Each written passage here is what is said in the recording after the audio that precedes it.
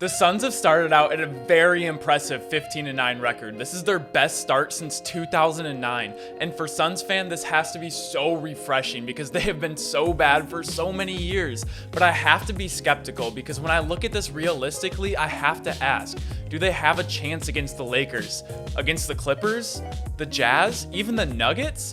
And this is just in the West. I didn't even mention the East. And honestly, I have to say no to all of them. But they did it. They're a playoff team. But I need to damn them with faint praise because I think the Suns are peaking too soon and don't really have a long-term plan. Very quickly, if you guys enjoy daily basketball content, I highly recommend subscribing. If you like the video, leave the like. It doesn't take that long and it helps out the channel a ton. Thank you guys so much. Back to the video. Chris Paul was their big offseason acquisition, and I see them doing this for one simple reason: to keep Devin Booker happy. He has expressed how unhappy he was, and he was just sick of losing. And I mean, can you blame him? He went out there every single night and played his butt off, but only to lose, and he has to watch all these other All-Stars he's as good as or better than play in the All-Star game and then duke it out in a 7-game series with the whole world watching. As a competitor, this has to sting after a while. And I know the Suns front office felt the pressure of this, and they knew they had to do something. And Chris Paul was one of the big free agents that they could get their hands on. And their 8-0 performance in the bubble last year was a sign of hope for this young team, but I believe it was one of the only reasons Devin Booker stayed. But to me, this is not a sign of a rising championship team. To me, the Nuggets are. They have a top 10 player, they have a compatible star in Jamal Murray, and they have a rising young superstar in Michael Porter Jr., and a very solid bench and a great coach.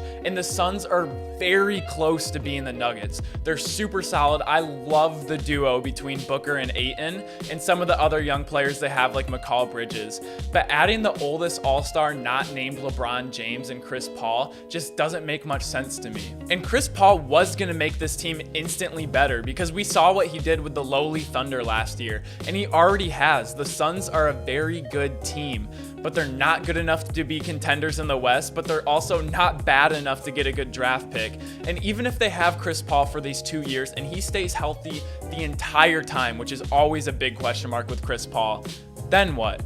If I was to apply the 76ers word and call the Suns the process, the Suns would say they're done right now, but to me, they're like 90% of the way there. But to clarify, they had to do this. They would have lost Devin Booker with another losing season, and even if they wanted to be bad for one more year, get one more good draft pick, and wait for a better free agency lineup, I don't think their superstar shooting guard would have been a part of it.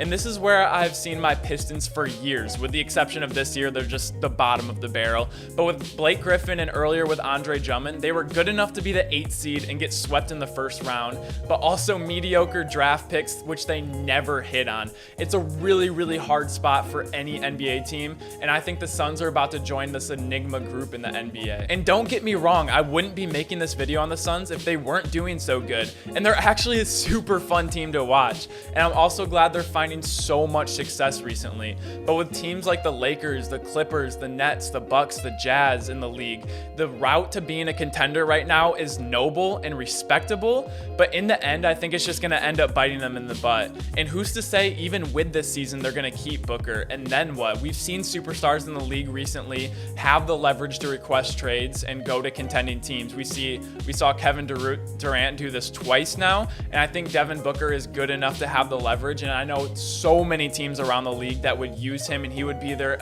last piece into be a championship contender. It's a weird situation to be in for sure, but for the time being, the Suns fans can finally enjoy watchable games, and they can go into any single game and think they have a good chance of winning any given night. And this is a luxury the Suns fans haven't had in a very long time. And I want you guys to play GM in the comment section and what you think the Suns should do. Should they make another acquisition? Should they trade some of their assets? I mean, what should they do long term to keep Booker happy? Because in the end, he is their franchise player and they need to keep him happy.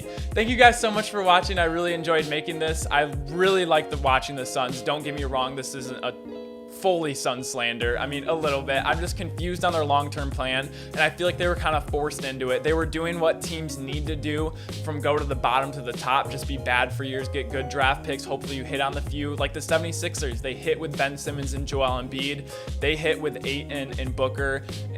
Is it enough? I don't know. Thank you guys so much for watching, and I will see you guys all tomorrow. Peace!